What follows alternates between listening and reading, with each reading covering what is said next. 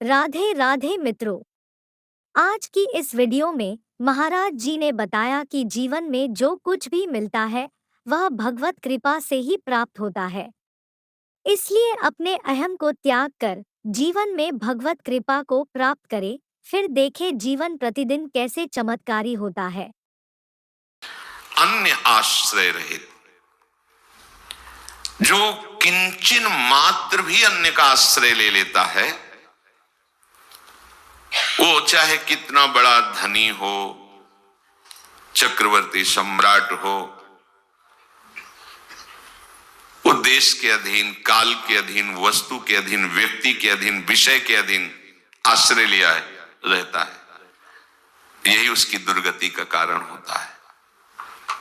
किसी भी वस्तु, व्यक्ति, स्थान, इसका हमारा आश्रय नहीं। हम काल के आश्रित नहीं हैं, हम कालातीत तत्व प्रियालाल के आश्रित हैं। ये बैठालना होगा। प्रियालाल के सिवा अन्य किसी का आश्रय नहीं। सब चल रहा है, सब प्रियालाल का है। देखो, अब क्या होता है कि जैसे अपने लोग हैं तो स्पष्ट सब प्रभु दर्शाते हैं।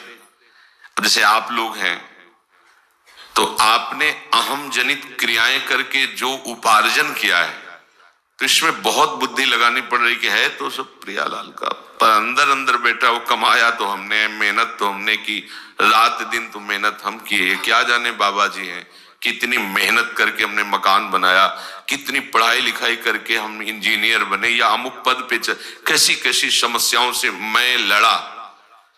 उसको बहुत कठिन पड़ता है बात लाना।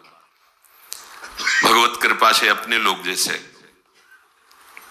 वृंदावन जब आए, किसी से परिचय नहीं, किसी, हम जानते भी नहीं थे क्या है वृंदावन। बस भगवान काशीनाथ विश्वनाथ जी की अहेतु की कृपा, ऐसे जैसे वायु लाती है ऐसे लाई। किसी से कोई परिचय नहीं। आज हमें वो याद है दिन, वो परिस्थिति याद है, वो अवस्था याद है। तो ये किसका है? हम काशी से ढो के लाए थे क्या? कुछ नहीं। तो आपको हो गया आप बाबा जी हो तो ऐसा, तो आप जब जन्म लिए थे तो सब ढो के लाए क्या पीछे से? कुछ यही तो मिला ना। तो क्यों नहीं मान लेते प्रियालाल का है? आपको जहां जन्म दिया प्रियालाल ने, जो सामग्री जी, जो रिश्ते नातेदार दिए, संबंधी दिए, प्रियालाल ने दिए ना। भाई यही तो मानना है। जैसे अपने मान ही नहीं सकते कि अपना कुछ है, नहीं मान सकते, क्योंकि ना हमने कोई चेष्टा की है, कोई चेष्टा नहीं, कोई प्रयास नहीं, बिल्कुल 100 में 100% कोई प्रयास नहीं।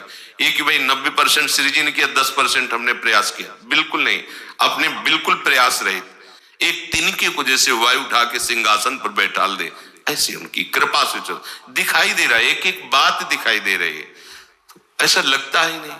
पर आपको लग रहा है कि मैंने, तो आपको विवेक, शारीरिक शक्ति, शरीर संबंध, शरीर सेवा की सामग्री, ये पहले से प्रभु ने दी। आप नहीं जानते आपका जन्म कहां होना है, आप नहीं जानते आपको क्या क्या संपत्ति मिलनी है, आप नहीं जानते आपके कौन कौन स्नेह संबंधी, वो सब जानते हैं। जैसे आप हमारे स्नेह संबंधी हैं, हमें नहीं पता था, पर श्री जी ने किया ना। आप सगे हैं, हमारे घर के हैं और हमारे हृदय के हैं, क्योंकि हमारे हृदयाराध्य प्रभु के आप शरणागत हैं, तो आप हमें हमारे प्रभु के समान प्यारे हैं। सुने प्रपन्न जे भये, अभद्र सर्व के गए, तिन्हें मिले प्रसन्न होए, न जाति भेद मानिए, सुभाग लाग पाई हो, प्रशंस कंठ लाई हो, सिराय नयन देख के अभेद बुद्धि आनिए। अभेद बुद्धि हमारे प्रभु स्वरूप हो। ऐसे ही तुम गृहस्थी में क्यों नहीं मान लेते कि आपको जो भी परिवार मिला प्रभु के द्वारा दिया हुआ है, उसकी सेवा करने की जो सामग्री मिली वो प्रभु के द्वारा दी हुई, आप में जो शारीरिक बल, बुद्धि बल, वो प्रभु के द्वारा दिया। आप महात्मा हो गए, पर आप अहम के बल से चलते हैं। इसी त्रुटि के कारण आपको बार बार जन्म मरण का दंड भोगना पड़ता है। स्पष्ट देख लो, कहीं आप नहीं हो। अगर आपकी आंखें ना खोलते प्रभु, तो जिनकी नहीं खोलते तो देखा ही नहीं संसार कैसा है। आपको आंख दी है, श्रवण इंद्री दी है, वाक इंद्री दी, उन्होंने ही तो दी है ना, तो तुम्हारी सत्ता क्या है? विवेक के द्वारा जब समझ लोगे तो आप जान जाओगे कि भगवत स्वरूप, भगवत कृपा, भगवत सेवा सामग्री, भगवत में सेवा, जीवन मुक्त हो, अभी जीवन मुक्त हो। बस ये समझना है। निराश्रया, इस पर ध्यान देना चाहिए। जैसे ये निराश्रया की बात सुनी तो खलबली मच जाती है कि इनसे ऐसे चलता है तो हम उनका आपको आश्रित नहीं होना, समझना है सब प्रभु की वस्तु है, खत्म खेल।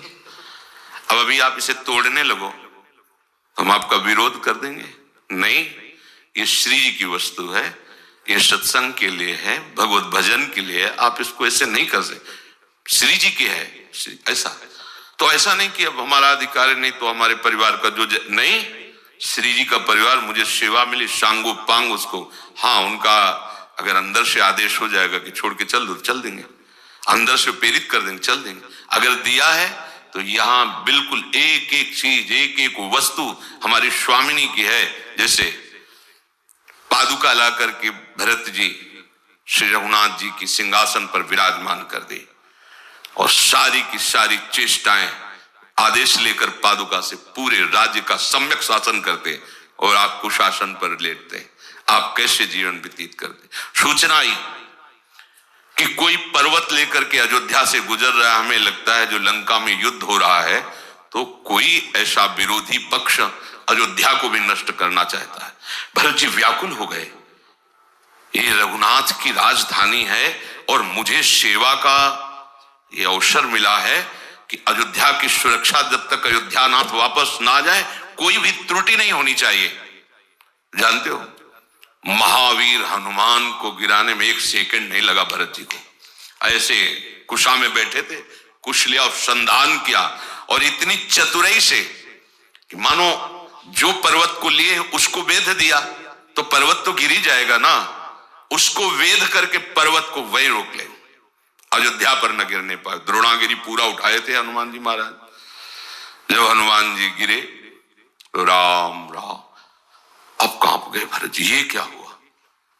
ये तो भगवान का कोई निज दास है जो मूर्छावस्था में भी व्याकुल हो गए। बड़ा अपराधी हूं, अपराधी हूं, वैसे ही प्रभु से विमुख हूं, आज भक्त का अपराध, बड़े व्याकुल। अगर मैं मन वचन कर्म से रघुनाथ जी के चरणों का आश्रय, तत्काल हनुमान जी को होश आ गया और कहा सुनो, तुम शीघ्र हमारे बाण पर बैठो, अभी अभी पहुंचाता हूं रामादल में। उनका भगवान आपकी कृपा से आप ये बाण की जरूरत नहीं पड़ेगी बैठने की, वायु वेग से हम भी चल लेते हैं, आपकी कृपा, अभी अभी पहुंचाते हैं। ये आप बैठते कुशासन में रक्षा करते हैं अयोध्या की, पर अयोध्या के नाथ हैं अयोध्या नाथ, ये बात मन में बैठी हुई है। ऐसे ही उपासक, चाहे वो गृहस्थ हो चाहे वो विरक्त हो, उसको जो सेवा मिली है अपने स्वामी की वस्तु मानकर, अपने स्वामी की प्रसन्नता के लिए, प्रमाद नहीं, एक एक पंखुड़ी, एक एक वस्तु, एक वो श्री जी की है, इसलिए उसको उसी सम्मान से, उसी तरह ऐसे ही गृहस्थी में करना चाहिए। केवल गृहस्थी और विरक्ति, ये दो मार्ग बताए गए हैं, बात तो दोनों में है, प्रभु की ही आराधना। देखो, त्यागी के त्याग को देखकर लोग प्रशंसा करते हैं, पर गृहस्थी के त्याग को कोई नहीं जान पाता। महाराज जी ने आगे बतलाया है कि किस प्रकार भगवत कृपा से प्राणी सुख और वैभव का अधिकारी स्वयं हो जाता है। जानने के लिए वीडियो को अंत तक देखें और लाभ उठाएं। हम कल कुछ उपासकों से कह रहे थे कि हम ब्रह्मचारी हैं, हम एकांतवासी, हम त्यागी हैं, वनवासी हैं, सब कोई जानता है प्रगट में। लेकिन वो जो पत्नी के साथ रहता है और ब्रह्मचर्य से रहता है और नमक रोटी खाता, रात दिन भजन करता है, उसको कोई नहीं जानता है। लेकिन वो कितना प्रणाम करने योग्य है हम विरक्त उपासक जानते हैं, क्योंकि हम डरते हैं और बचते हैं, और वो वहीं रहता है, उसी विषय के साथ रहता है और ब्रह्मचर्य से रहता है और भजता है प्रभु को।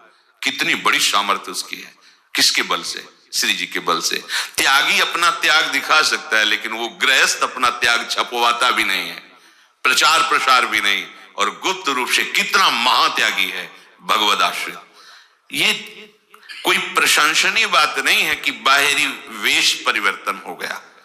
अगर आपका आंतरिक उद्देश्य प्रियालाल है तो चाहे गृहस्थ में हो चाहे विरक्त में हो, दोनों बंधनी है। और उद्देश्य संसार है तो चाहे गृहस्थ में हो चाहे विरक्त में हो, दुर्गति दोनों की निश्चित है।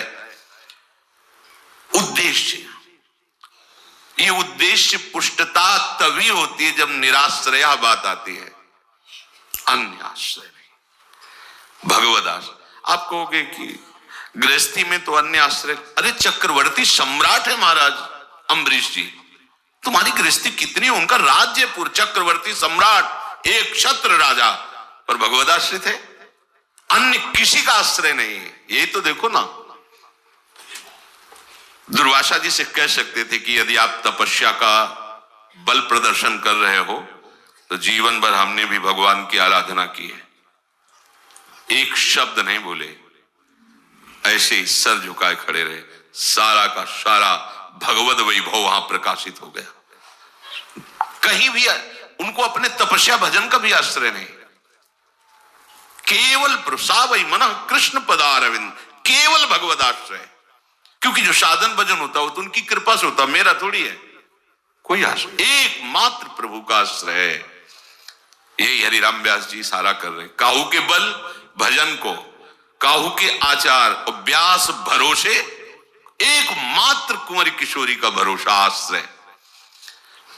ये हृदय की छानबीन कीजिए, अन्य आश्रय नहीं होना चाहिए, न वस्तु का, न व्यक्ति का, न स्थान का। मुक्त होने के लिए तुम्हारा सब कुछ, तुम्हारा पूरी सृष्टि तुम्हारी, क्योंकि जिनका सब वैभव वो तुम्हारे, तो अपने पिता की संपत्ति का अधिकारी जैसे पुत्र होता है, ऐसे समस्त भागवतिक वैभव का अधिकारी भगवान का दास होता है। ऐसे प्रभु के महान वैभव को प्राप्त हो जाता है जैसे पिता की संपत्ति का अधिकारी पुत्र हो जाता है। स्वाभाविक, छोटी सी वस्तु, छोटी सी संपत्ति, छोटे से घर, छोटे से परिवार को अपना मान करके, प्रभु को पराया मान करके फिर जो भी व्यवहार करोगे सब बंधने वाला होगा। ये सब कुछ प्रभु का है। देख लो ना, तुम कहां से लाए थे और तुम कहां से आए हो, तुम अपना ही परिचय ढूंढ लो, तुम कौन हो, कहां से आए हो, तुम्हें सब कहां से मिला है, तो उसका एक ही उत्तर मिलेगा, प्रभु। तुम भी प्रभु के अंश हो, तुम्हें जो भी मिला है प्रभु के द्वारा दिया हुआ मिला है। यही बात समझ जाओ, महात्मा बन जाओगे। यही बात समझाने के लिए रोज सत्संग होता है, या जहां भी सत्संग होता है सब संत महात्मा यही बात समझाना चाहते हैं। स्वयं भगवान के सिद्ध पुरुष निराश्रया होता है, उसे न शरीर का आश्रय होता है, न भोगों का आश्रय होता है, न शरीर संबंधियों का आश्रय होता है, किसी का आश्रय, एक मात्र, एक भरोसो, एक बल, एक आस विश्वास, एक बस, व्यास भरोसे को, एक बस, एक। अगला है, जब वो किसी का आश्रय नहीं लेता सिद्ध पुरुष, तो स्थिति क्या होती है? बोले नित्य तृप्ता, ये खास बात, नित्य आनंद, ब्रह्मभूता प्रसन्ना, अपार आनंद उसके हृदय में रहता है, क्योंकि उसने केवल आनंद सिंधु प्रभु का आश्रय लिया है। जीव को अपार आनंद कब मिलता है? जब वो अपने अंशी में तन्मय होता है। हमारे अंशी हैं प्रभु प्रियालाल। जीव का जो अंशी है वो ईश है, परमात्मा है, प्रभु है। इसको अपार आनंद तभी मिलेगा जब ये अपने अंशी में समर्पित हो जाएगा। तो ऊपर शब्द है निराश्रया, उसने किसी का आश्रय नहीं लिया। त्यक्त्वा कर्म फलासंगम, उसने कर्म फल की सामग्री और कर्म का परिणाम रूप ये सब प्रभु का है ऐसा मान लिया। अब उसको क्या प्राप्त हो रहा है? नित्य तृप्ता, वो कृतकृत्य हो गया। जिसे गोस्वामी जी कह रहे हैं, पायो परम विश्राम, राम समान प्रभु नाही कहूं परम विश्राम। जैसे कागभूषण जी कहते, अब कृतकृत्य भयऊ मैं। केवट जी कह रहे हैं, अब कछुनाथ।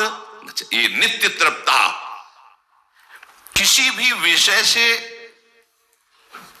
तृप्ति होती है पर वो अनित्य तृप्ति होती है। जैसे भूख लगी, भोजन पाया, तृप्ति हुई, आहा, पर कितने घंटे के लिए? अनित्य तृप्ति होती। किसी भी विषय को भोग लो, अनित्य तृप्ति होती है पर अनित्य तृप्ति। और यहां नित्य तृप्ता, किसी विषय से नहीं, किसी व्यक्ति से नहीं, किसी घटना से नहीं, किसी पद से नहीं, किसी परिस्थिति से नहीं, क्योंकि ऊपर बता दिया निराश्रय, वो इनके आश्रित है ही नहीं। तो अब जिनके आश्रित है वो है कौन? नित्य। तो तृप्ति कौन सी होगी? नित्य। और आप जिनका आश्रय लिए हो, तृप्ति अनुभव करना चाहते हो, वो क्या है? अनित्य। तो आपकी तृप्ति कैसी? अनित्य। अभी हाँ बस अब नहीं, फिर शाम के चाहिए, फिर सुबह चाहिए, तो तृप्ति तो नहीं हुई ना, क्योंकि अनित्य से नित्य की तृप्ति हो ही नहीं सकती। हमारा स्वरूप नित्य है, हम नित्य में तृप्त हो सकते हैं, अनित्य में नहीं। तो काहे को समय बर्बाद कर रहे हो अनित्य में तृप्ति ढूंढने के लिए? यही तो कामना और वासना है। अच्छे से समझो, आप नित्य भगवान के नित्य अंश हैं, आपकी मांग नित्य तृप्ति है जो केवल भगवान से पूर्ण होगी।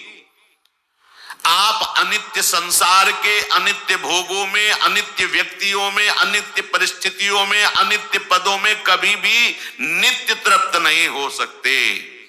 कोई भी पदाधिकारी हो, अपने हृदय में हाथ रख के कहे कि आगे बढ़ने की हमारी इच्छा नहीं, कहीं भी हो, वो अभी जहां पहुंचना चाहिए नहीं पहुंचा, ऐसा उसके हृदय में होता है। पर वो होता है बहिर्मुख, इसलिए बाहर ही खोजता है। कितना भी बढ़ता चला जाए वो अनित्य तृप्ति की तरफ जा रहा है, इसलिए वो नित्य तृप्त नहीं हो सकता। नित्य तृप्त वही होता है जो नित्य तत्व में अपना जो संबंध है उसे स्वीकार करके साफ संबंध हटा देता है। प्रभु कह रहे हैं जो कर्मफल का त्यागी, अन्य आश्रयों का त्यागी होता है, वो मेरे में तन्मय रहता है, इसीलिए वो नित्य तृप्त रहता है। सारी चेष्टाएं प्रभु के लिए, सोते जागते उठते बैठते शरीर निर्वाह की जितनी चेष्टाएं सब प्रभु के लिए, सब प्रभु के लिए होती। उनका मूल उद्देश्य होता है भगवत आराधन, भगवत प्रसन्नता। निरासीयत चित्तात्मा त्यक्त सर्व परिग्रह शारीरम केवलम कर्म कुर्वन्नाप्नोति किल्बिषम। जिसका शरीर और अंतःकरण अच्छी तरह से वश में किया हुआ है, जिसने सब प्रकार के संग्रह परिग्रह का त्याग कर दिया है, ऐसा इच्छा रहित उपासक केवल शरीर संबंधी कर्म करता हुआ भी पाप को प्राप्त नहीं होता। आशा करते हैं महाराज जी के एकांतिक वार्तालाप के कुछ पलों को प्रस्तुत करती हमारी यह वीडियो आपको पसंद आई होगी। कृपया वीडियो को लाइक करें और हमारा चैनल सब्सक्राइब करें।